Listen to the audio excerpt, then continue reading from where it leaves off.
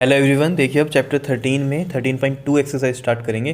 देखो इसमें क्या कहता है, क्वेश्चन नंबर फर्स्ट में कहता है which of the following are in inverse proportion. मतलब ये आपको पास ये देखो जरा 5 केसेस हैं और इनमें आपको बताना है इनवर्स प्रोपोर्शन में कौन से हैं। ठीक है, तो देखो जरा सबसे पहले फर्स्ट को देखते हैं। देखो क्या कह रहा है इसमें आपके पास, फर्स्ट के लिए अगर हम बात कर रहे हैं, कहता है the number of workers on a job and the time to complete the job.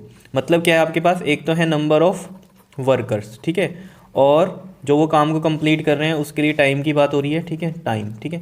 तो इसको आप कैसे समझ सकते हो, देखो वैसे तो देखते ही समझ में आ रहा है कि अगर नंबर ऑफ वर्कर्स हम बढ़ाएंगे तो ऑब्वियस सी बात है टाइम क्या होगा, कम होगा। जैसे कि अगर मैं कहूँ यहाँ पर कि 5 वर्कर्स हैं और वो किसी काम को 10 डेज में कर रहे हैं, क्लियर।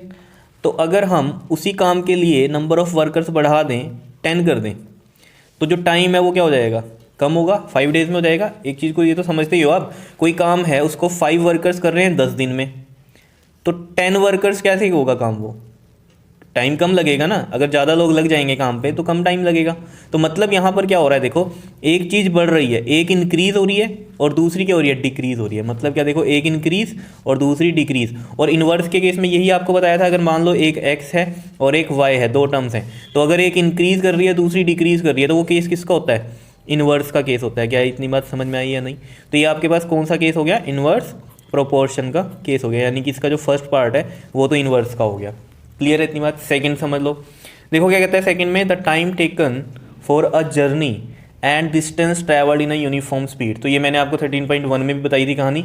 टाइम और डिस्टेंस की जब भी बात होती है तो वो डायरेक्ट का केस होता है, ठीक है। और मैंने आपको ये भी बताया था कि जब स्पीड और डिस्टेंस की बात हो तब किसकी कहानी होती है, इनवर्स की कहानी होती है। अगर नहीं पता है तो पिछली आप देख सकते हो वीडियोस। चलो यहाँ समझते हैं इस बात को।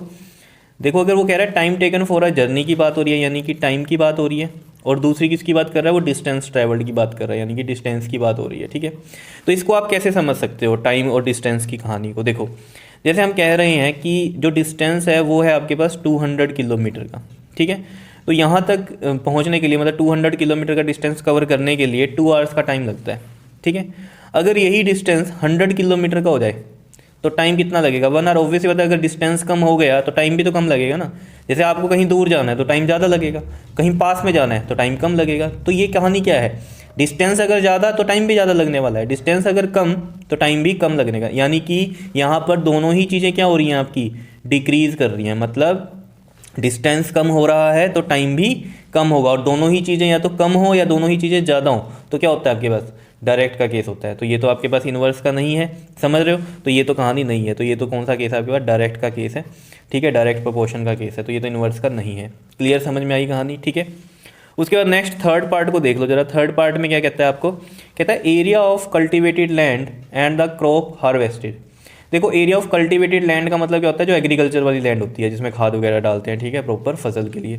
तो ये कल्टिवेटेड लैंड हो गई, उसका एरिया कह रहा है। दूसरा देखो एरिया की बात हो रही है, और दूसरा किसकी हो रही है, क्रॉप हार्वेस्टेड। मतलब हार्वेस्टेड मतलब क्या, कितनी फसल वहाँ से उसने ली है, ठीक है। हार्वेस्टेड मतलब सिंपल सा होता है कि फसल को लेना, यानी कि काटना वहाँ से, ठीक है। तो ये चीज़ आप देखो, इसको कुछ एग्जाम्पल देने की ज़रूरत नहीं है यहाँ पर। क्यों नहीं है, देखो आपको साफ समझ में आ रहा है कि जितना एरिया ज़्यादा होगा उतनी क्रॉप ज़्यादा होगी, सीधी सी बात है। जितनी लैंड ज़्यादा होगी उतनी क्रॉप उसमें ज़्यादा होगी ना। कम लैंड है तो कम क्रॉप है। क्या इतनी बात क्लियर है। जैसे इसको एक एग्जाम्पल से समझ लो, जैसे 1 एकड़ की लैंड है, ठीक है ना, जैसे एग्रीकल्चर लैंड एकड़्स में होती है ना, तो 1 एकड़ की लैंड है और उसमें हमने कहा कि जो क्रॉप निकली है वो कितनी निकल रही है, मान लो 30 क्विंटल की निकल रही है। कितनी, 30 क्विंटल, ठीक है।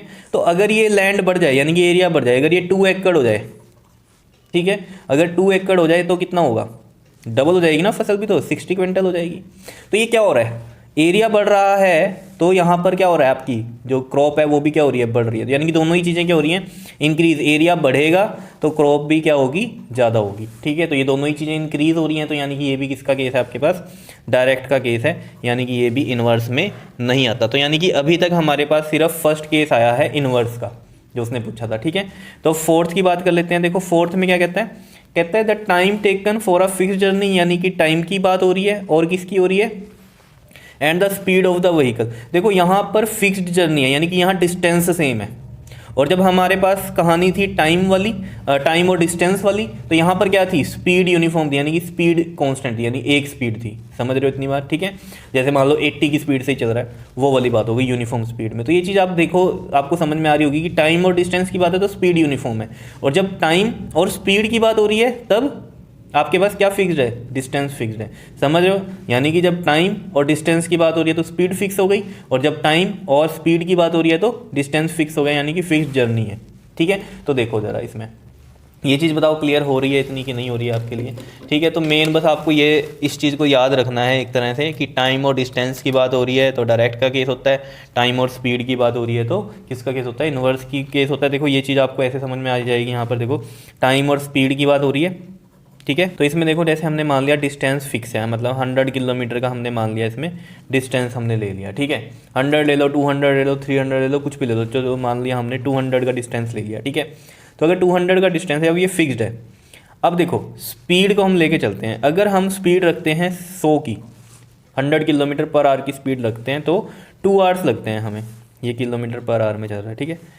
2 आवर्स लगते हैं इस जर्नी को कवर करने के लिए। लेकिन अगर हम अब स्पीड को क्या करें, कम कर दें, या मान लो ज़्यादा कर दें, चलो ज़्यादा का केस ले लेता हूँ। अगर हम ज़्यादा कर दें स्पीड, मान लो अब हमने 200 की कर दी, तो कितना टाइम लगने वाला है इसी डिस्टेंस को कवर करने के लिए, 1 आवर लगने वाला है। तो क्या हो रहा है, देखो एक चीज़ आपके पास क्या हो रही है, इंक्रीज़ हो रही है, स्पीड इंक्रीज तो टाइम कम। और ये वैसे भी तो देख लो जनरल बात है, अगर आप स्पीड बढ़ाओगे तो आपकी जर्नी में टाइम कम लगेगा ना, स्पीड बढ़ रही है तो टाइम कम लगने वाला है। कितनी बात समझ में आ रही है या नहीं, ये तो नॉर्मल सी बात है। स्पीड कम में चलोगे तो टाइम ज़्यादा लगेगा, यानी कि स्पीड कम तो टाइम ज़्यादा, लेकिन अगर स्पीड ज़्यादा तो टाइम कम।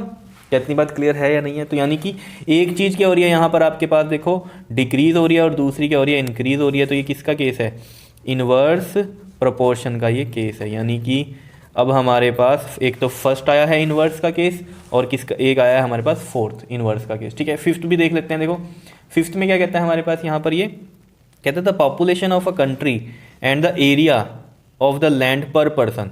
देखो ये भी इसमें कोई एग्जांपल देने की जरूरत नहीं है, डायरेक्ट है, देखो समझ जाओ। पॉपुलेशन है कंट्री की एक तो, और एक क्या है, एरिया ऑफ लैंड पर पर्सन। तो अगर पॉपुलेशन बढ़ेगी, देखो कोई भी कंट्री है, जैसे मान लो कोई कंट्री, मैंने ये मान लिया उसका ये इतना उसका एरिया है, ठीक है, पूरी कंट्री का ये एक मैप है उस कंट्री का, ठीक।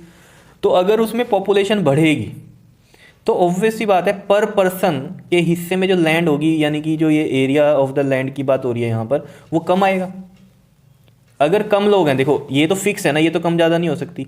मान लो 4 लोग हैं, तो 4 लोगों में ये देखो एग्जाम्पल के तौर पे समझ रहे हैं, अगर 4 लोग हैं तो ये पार्ट आ रहा है उसके हिस्से में, ठीक है।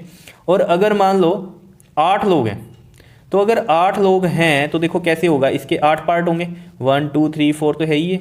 ये देखो अब कितने बन गए, 1 2 3 4 5 6, और एक ये बना दिया हमने 1 2 3 4 5 6 7 8, 8 लोग हैं तो 8 पार्ट बन गए।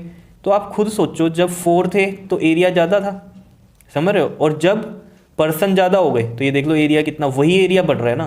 पहले 4 लोगों का था ये और ये वाला, जैसे मैंने बनाया था इस तरीके से, 4 लोगों में ये वाला एरिया आ रहा था। जब 8 लोग आ गए तो देख लो कितना आ रहा है, एरिया कम हो रहा है ना। मतलब अगर लोग बढ़ेंगे, पॉपुलेशन अगर बढ़ेगी, तो पर पर्सन के हिस्से में जो एरिया ऑफ द लैंड होगा वो क्या होगा, कम होगा।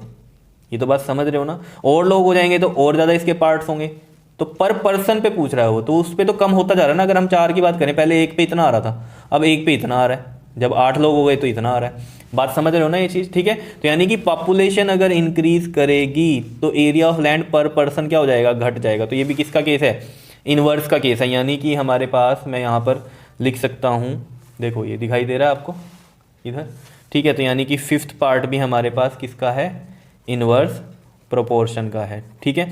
तो यानी कि इसमें जो हमारे पास आंसर होगा फर्स्ट क्वेश्चन का, वो क्या होगा कि इन्वर्स प्रोपोर्शन के कौन से केस थे, एक तो फर्स्ट था, एक हमारे पास 4th आया है, और एक कौन सा आया है, 5th वाला आया है। क्या इतनी बात क्लियर है या नहीं है, बताओ, आया समझ में, ठीक है। तो ये क्वेश्चन आपको करना है, ध्यान से समझना है कि क्या चीज़ दी हुई है, ठीक है। थोड़ा सा दिमाग लगाना और आप समझ जाओगे। डायरेक्ट का केस है कि इन्वर्स का केस है। इन्वर्स के केस में क्या, एक चीज़ इंक्रीज दूसरी डिक्रीज, और डायरेक्ट में क्या होता है, या तो दोनों चीज़ें इंक्रीज करेंगी या फिर दोनों चीज़ें डिक्रीज करेंगी। क्या इतनी बात क्लियर है या नहीं है, ठीक है। चलिए नेक्स्ट वीडियो में हम इसका नेक्स्ट क्वेश्चन करेंगे। Clear, okay, thank you.